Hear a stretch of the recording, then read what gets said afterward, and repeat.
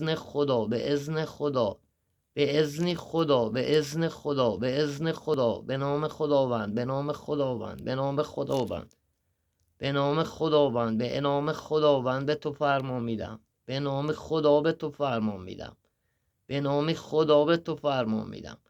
به نام خدا به تو فرمان میدم، به نام عیسی مسیح به تو فرمان میدم، به نام عیسی مسیح به تو فرمان میدم، به نام عیسی مسیح به تو فرمان میدم، به نام عیسی مسیح به تو فرمان میدم، به نام عیسی مسیح به تو فرمان میدهم،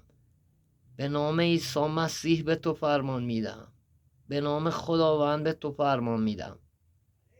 بله حالا میام. به نام خداوند به تو فرمان میدهم، به اذن خدا، به اذن خدا، به اذن خدا، به اذن خدا، به اذن خدا خود نمایی کن، به اذن خداوند، به اذن خداوند، به اذن خداوند، به اذن خداوند، به اذن خداوند خودت نشون بده، رخ نشون بده.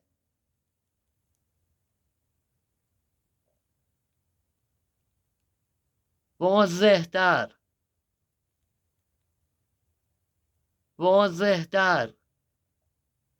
به اذن خدا به تو فرمان میدم، به اذن خدا به تو فرمان میدهم،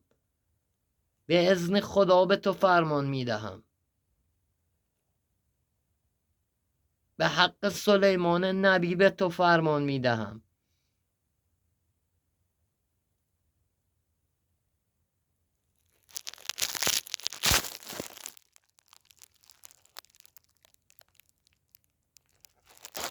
به اذن خداوند به تو فرمان میدم، به اذن خداوند به تو فرمان میدم، به اذن خداوند به تو فرمان میدم، به اذن خدا، به اذن خدا، به اذن خدا، به اذن خدا، به اذن خدا، به خونی که رو صلیب حضرت مسیح ریخته شد برای گناهان منی بشر به تو فرمان میدم.